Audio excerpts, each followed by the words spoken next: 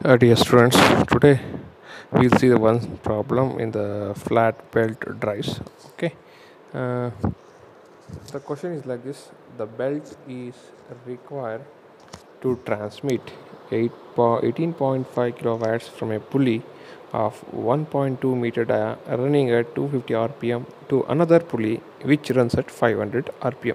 Please read this sentence. You'll come to know which is the higher rpm in this. Okay, either there are two pulleys, there are two rpms, right? Okay, that you need to consider the bigger speed as a n1. Okay, don't forget that. Next, the distance between the center of the pulley is 2.7 meters. Following data refers to the open belt drives. Clearly given in the question, it is a open belt drive question, and mu value is given 0.25.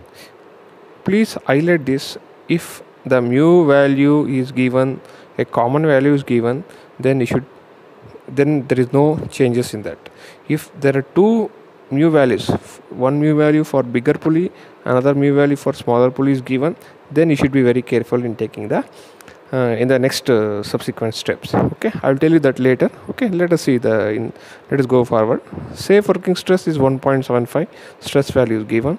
Thickness 10 mm. Determine width and length of the belt. Centrifugal tension, taking centrifugal tension into account. Okay, first note down all the given details. N is equal to 18.5 kilowatts. N1 is 500 rpm. So as I told, N2 is 250 rpm. So which one you should consider, N1 and N2?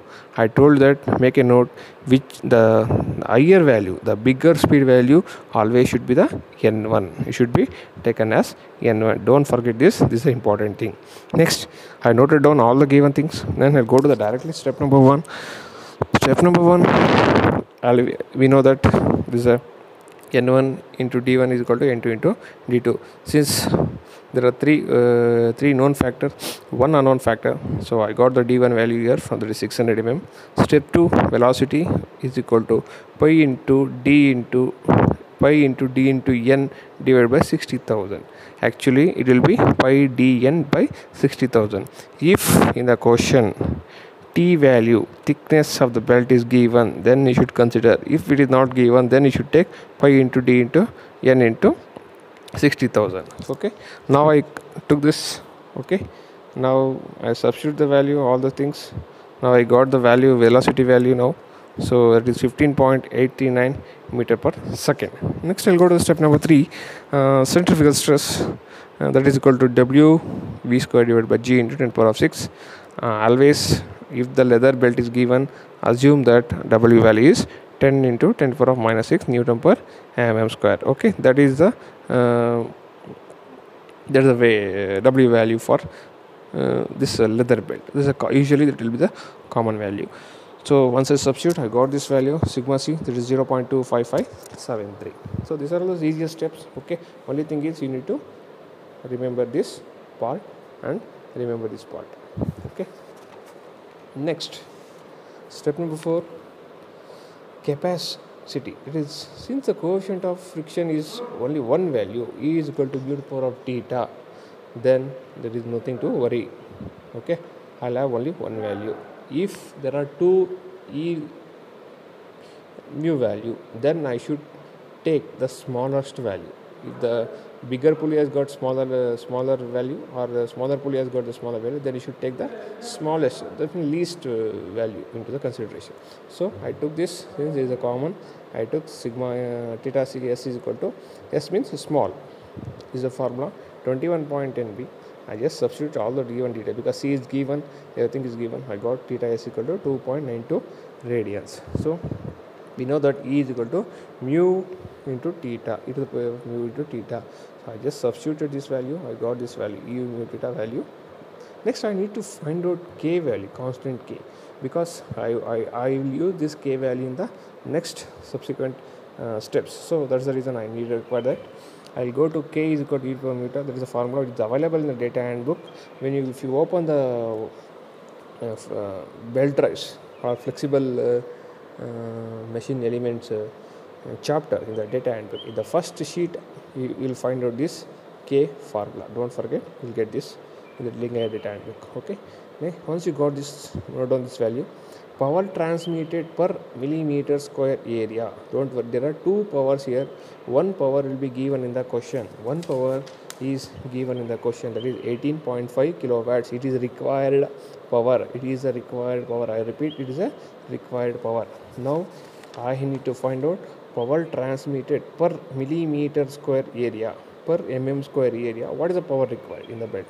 For that, there is a formula here, sigma 1 minus sigma c into k into V 1000. So I just substituted this here. I got this wheel.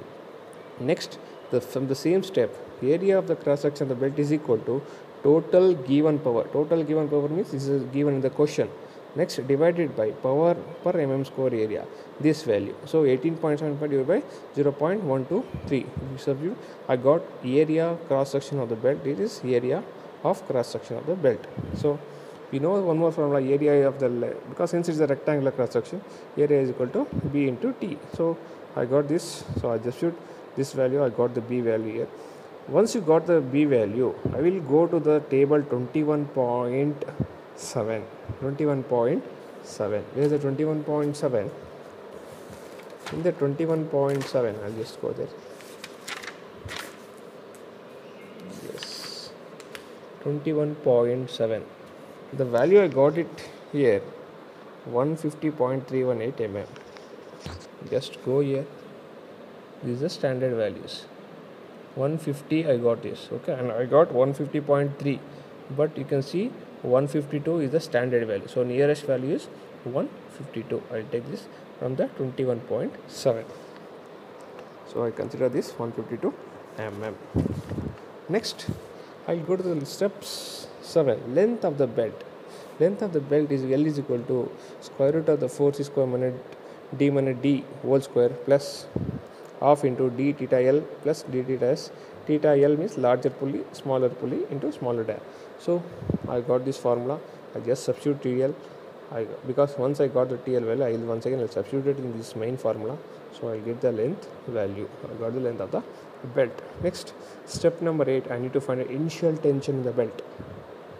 Initial tension in the belt. There is the formula 2 square root of theta naught is equal to determined by theta 2. So T1 plus T2. So T1 is equal to sigma 1 into A. I got this T1 value. Since I need to find out T2 value, I don't know T2 value. So I'll just go, I use this formula, sigma 1 minus sigma c, sigma 2 minus sigma c is for mu theta. E mu theta value I got it. Sigma c value I know. Sigma 1 value I know. So this is the only thing remaining here in the formula. So I can easily get this sigma 2 value here. Okay. Once again, I'll substitute T2 value. Once I know this value, okay, I'll substitute similarly like this. T1 is equal to sigma 1A. Here T2 is equal to sigma 2 into A. I'll get T2 value. T1 value, T2 value. Then I'll substitute it in this formula. I got this. So T naught initial tension is 2006.55352 Newton. Okay. This is how you need to make. There are important things you need to understand in the design of the belt. One is considering this N value, adding T if add is given, and coefficient of friction. If two coefficient of friction, then you should be very careful. You should consider for smaller value. If only one value is given, take as a smaller pulley and continue the problem. Right?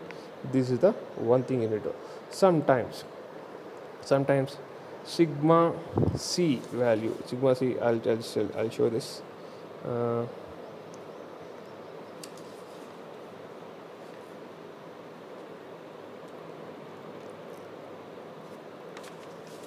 This one, right? Sometimes sigma value, if it is not given in the question, sigma value is not given in the question, there is the table for this in the data handbook. In some questions, there is table 21.0, properties of belts. Here it is given, tensile strength is 20.6. You should assume this. If in general category, you should take 20.6 MPa. If it is not given, sometimes normally it will be given the question. If it is not given, consider from this table. This is the only hint I should share here. Okay, thank you.